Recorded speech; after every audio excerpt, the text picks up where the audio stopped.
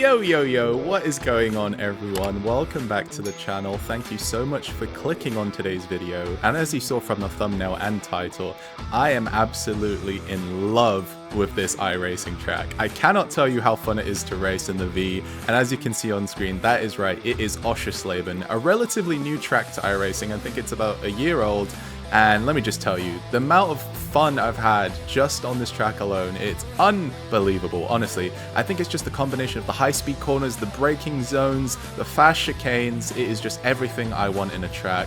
And yeah, I think this gameplay reflects how much I enjoy the track, and because of that, how good I am, because I put a lot of time in, and you know, you put more time into things you enjoy. So yeah, I really like this track, and let me know down in the comments if you like Oschersleben in other cars, you know, apart from the V. Let me know how it drives in other Formula cars or other road cars, and yeah. Without further ado, here we are, P12 right at the back of the grid. We have Yamashita to our right and Garcia in front of us. We're looking to get a really strong start off the line. And as we wait for the lights to go out, I just want to say thank you for all the support on the previous iRacing videos. I really appreciate it. And yeah, it just motivates me to keep going and keep making videos for you guys. So yeah, thank you again. And enough with that, let's get ready as we wait for the lights to appear. They are taking a very long time, but there we go. They finally appear on screen as we're waiting for 5 red lights here around Oschersleben. And here we go, and it is a pretty decent start from us. As you can see, Garcia did not get a good launch off the line, and we pull off to the right hand side of the track, and that is us safely into P11. So pretty decent start. We already gain a net position, which promotes us as we head into the first corner. This is Hotel, which is a notoriously difficult corner on cold tires, as we try and feed it up the inside of Barrera ahead of us, but we are unable to do so as we don't have the grip on lap 1 on these cold hard tires. So now as we round the corner into Hasserode, another similar corner to Hotel, but obviously it's a left turn, but the angle of the corner is pretty similar on cold tires. It's very difficult, and as you can see, that I've just proven that, and that is Suarez, and he is struggling for grip early on in this race, and he loses positions, unfortunately, as we head on to a quick replay of the race start. As you can see in the Ferrari livery, I am at the back of the grid at the very top of your picture, but as we pull away to the left hand side of the grid, as you can see, all cars filing in rather nicely on this start, and normally you do see some chaos heading into turn 1 because it is a pretty fast chicane, and then the braking zone is very abrupt heading into Hotel. So a very good start from the racers in this Grand Prix. Very good indeed as we head into Hasserode. As you can see, all cars filing through very nicely, and as you can see, Suarez is about to have the moment we saw live on track, and there you go. As we make our way up to the triple left, we jump right back on board with the live actions. We are now behind Antonio Barrera with Suarez right behind us, trying to gain the positions back. But now we're heading into the chicane and the tight right-hander, which is actually rather deceptive because you have to lift off the brakes here in order to make the corner. And now we are heading into my favorite part of the track, which is the very fast right-left chicane. And you're actually meant to cut the corner very sharply there as you head into the straight that we are going to approach the final section of the track, and this is Stadion Garada, and the next corner is the Shell S, which again is a very notorious section for messing up. And just as I say that, as you can see, about to happen, a car is going off onto the right hand side of the track. He takes a shunt into the wall. That is Poser. Let's jump on board with a quick live action replay, and as you can see, he just loses the car. A very strange incident. I've never seen one like that before heading into the Shell S's, so very bizarre indeed. But that is not going to phase us as we head onto the home straight past the Sachsen-Anhalt curve, and we are still behind Barrera. The gap is 0.4 seconds, so we're looking to make up 4/10 here as we find the slipstream of Barrera, but it's not going to be enough as we pass the Volkswagen bridge heading into Hotel, back into turn 1 for lap 2 of this Grand Prix. And let's see if we can get a good run into here. We're trying to hug the curb as much as possible, but it looks like Barrera has taken the corner very well indeed, so we're not going to be making any time up on him into the first turn. But let's see if we can do anything into Hasserode. Let's see what happens. It doesn't look like it. We do get a pretty good exit early on the throttle, which is very important as we head onto this mini straight here. But let's see what we can do. It looks like we have a decent gap to Garcia behind us, 1.1 seconds now, so there's no imminent danger behind, so we can focus, put our eyes forward onto the car in front as we head into the slow right-hander. Again, as you can see, having to lift very slightly as you put full throttle onto the power, heading into the very fast chicane. And now the gap is actually 0.6 to Barrera, so we're losing time here. Let's see if we can make some up as we lift off the throttle and just idle it as we head onto the straight. And it looks like he's gone very wide, so as you can see, the gap is 0.3, 0.2, so we're gaining tenths by the second here onto Barrera as we head into the Shell S's. Let's see what happens here as we lift very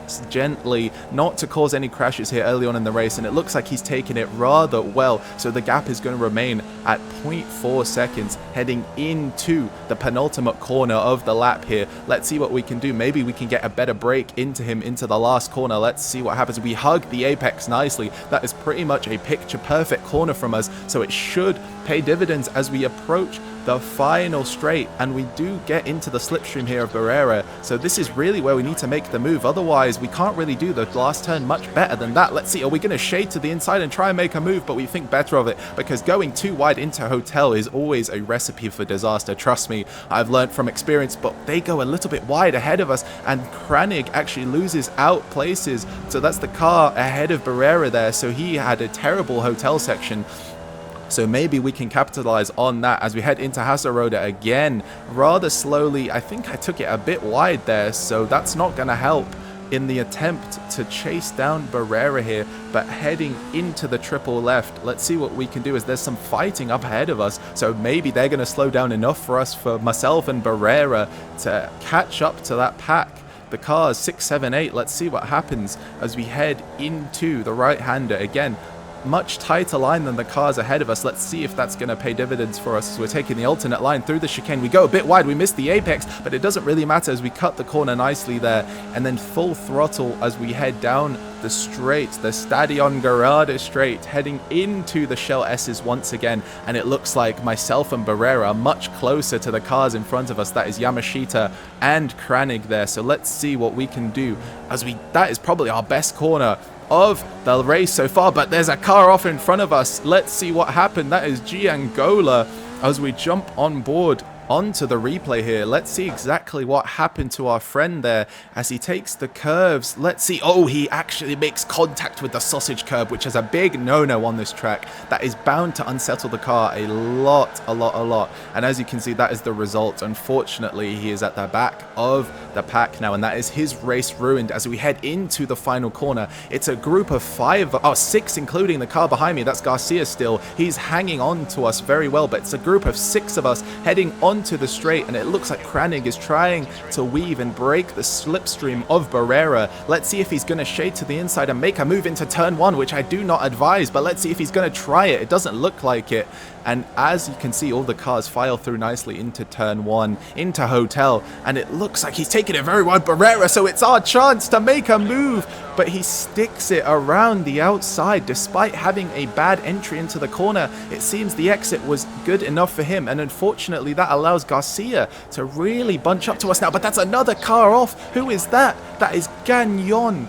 As we pull up the live action replay, let's see what happens. It looks like he was carrying too much speed into Hasserode, and he just loses the car there, so very unfortunate for Gagnon, and that is his race pretty much ruined as he joins the back of the race. And as we can see, he'd take a very harsh break there, and it seems the cars in front of us took a very slow entry into the corner, probably slower than you would expect, so that's going to cost us a bit of time heading into the chicane. And we actually take that corner a bit too much and we unsettle the car, so that could have been a disaster if we were unable to regain control there as we bumped over the curbing there. But heading into the Shell S's, the gap is 0.5, so we're not really gaining on Barrera here, so we're hoping that Yamashita and Kranig can hold him up for the love of God, because we are getting pressured by Garcia in the purple livery behind us. He has been on my ass the whole race, excuse my language, but it really felt like that during the live race. I was always constantly pressured, but look how close we are to Barrera. We get a much better launch into the final straight. This has to be the moment that we take over, because it has not looked like we're able to so far, so this has to be it as we pull alongside him with that slipstream down the straight heading into hotel. What is going to happen? We're going too wide. Oh no, it's looking bad, but fortunately Barrera is able to concede and lift off, so we do avoid any incidents heading into hotel. So shout out to Barrera there for not taking it too wide into turn 1, because that is not a good idea. Anyways, heading into Hasseröder again, so now we are in net P6, so we're gaining positions here, and it looks like Yamashita has lost out to Kranig, so there's a bit of a shuffle here in the middle order of the race, and we are tucking in very nicely indeed behind Yamashita here, heading into the triple section and then the chicane, which is the tight right-hander. So let's see what happens here. Kranig, Yamashita and myself are all very close, and it looks like Yamashita has had a very wide entrance to the corner, so that's going to allow us to take it up the inside. We do come a bit close, but we leave him enough space heading into the chicane. Oh my goodness, this is exhilarating, and we actually hit the curbing. The sausage curbing unsettles us so much, but somehow we survive and we do not spin out like we've seen other drivers do in this race. I do not know how we made that pass, but heading on to the replay, this is from the home straight that we made the first pass here into hotel, so that's very, very clean indeed. But we're going to go and jump onto that chicane overtake very soon, because I want to see how much we actually took of that sausage curbing. So let's see what happens here, heading into the right-hander here after the chicane. So let's see what happens. We tuck in nicely behind the 10 car, and as you can see, he goes very wide, and that allows us to take the inside of the corner. And now heading into the chicane, you can see we're side by side. We are a little bit closer, but we do, oh my goodness, we were almost on the grass there, and that would have been a disastrous spin out if we did get 2 tires onto the grass there. But luckily that did not happen, and our race is still on as we gain another position into P5, heading into the Shell S's. Our next target up ahead is Ty Kranig, and we've seen him have a good race so far, and his pace has been pretty solid. So let's see if we're able to do anything. The gap is 0.8, so we are in the range of the slipstream hopefully, so we need a very good exit, and there we go. We take a very good final turn. We've been nailing those in this race so far, and now the gap is 0.5, so we gained 3/10 in that corner alone, and now with the slipstream we should be able to gain on Kranig here. So let's see what happens. But unfortunately, as we approach the Volkswagen bridge, it doesn't look like we're getting any closer, only 4/10 behind now. So let's see, maybe he goes wide into hotel, and there we have our chance to capitalize. As we see, we actually go wider than Kranig, unfortunately, and that's definitely not the way we're going to overtake into hotel. So we're going to have to settle for P5 still as we head into Hasseröder, and I don't know if we're going to be able to make a move, but he actually brakes harder than I thought, and that forces us to slam on the brakes, so we're not going to be able to make a move there. But as you can see, the gap is 0.3, 0.2. We're gaining down the straight. Are we going to try and make a move into the chicane? Let's see what happens. And it doesn't look like it, because he's taking a very defensive line. Very good driving there from Kranig, and he does not want to give this position up to myself, as you would expect. So heading here, as we head into the right-hander now onto the very fast chicane, it doesn't look like we're going to be in a position to go side by side like we did on the last lap, the last pass we made.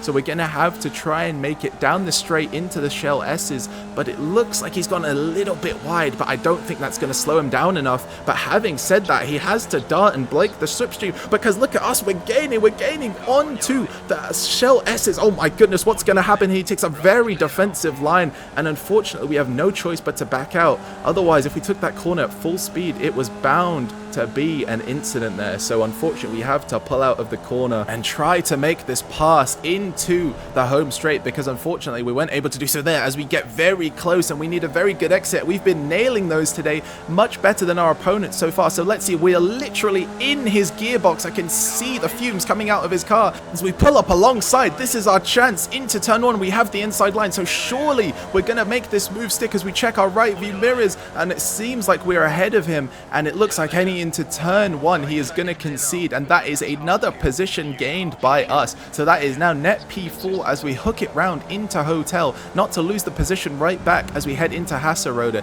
That would not be ideal, but it looks like the gap is 0.3, so we are safe, and it is a very good move from us, if I do say so myself. We were very patient with that one, and it did pay off in the end. As we head into the triple left, let's see what happens. The gap is 4 seconds to P3, so unfortunately with the time left in this race, we are not going to be able to make the podiums. But now it is all about defending from Ty Kranig, who I am sure wants to get his P4 back from us. So heading into the right-hander and then into the chicane, we really need to nail this section and be a very tidy racer for the final penultimate lap of this race. Let's see what happens. We take it very nicely, almost hitting the bollard there, but as you can see, we take a little bit of the curb, too much in fact, but I don't think that's going to slow us down too much as we maintain a nice minimum speed heading into the straight, the Stadion Garada, and now into the Shell S's for one final time as we turn into the right-hander of the S section and now into the left, but we actually go very wide. What has happened there? Oh my goodness, and the car's gone off in front of us. What is that? Is that the dirty air affecting us? And that is 2 cars past us, so that's P6 now. Oh my gosh, that was a secured P4. We worked so hard for it all race, and it looks like we've squandered that now, heading into the final corner, and that is gonna be it for us. Unfortunately, an unbelievable lapse in judgment there, heading into the penultimate corner of the lap, and I don't know what to say about that.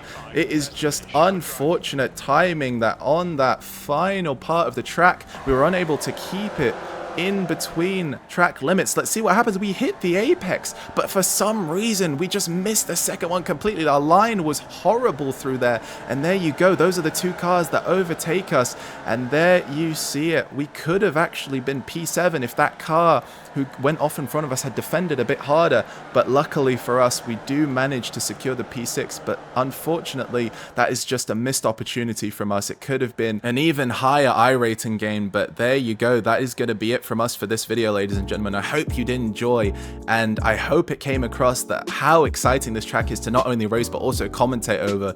But yeah, if you did enjoy, please leave a like. As you can see, we took some air there, literally had all 4 tires in the air. But yeah, if you did enjoy, don't forget to leave a like, subscribe if you do enjoy my content, and I'll see you in the next video.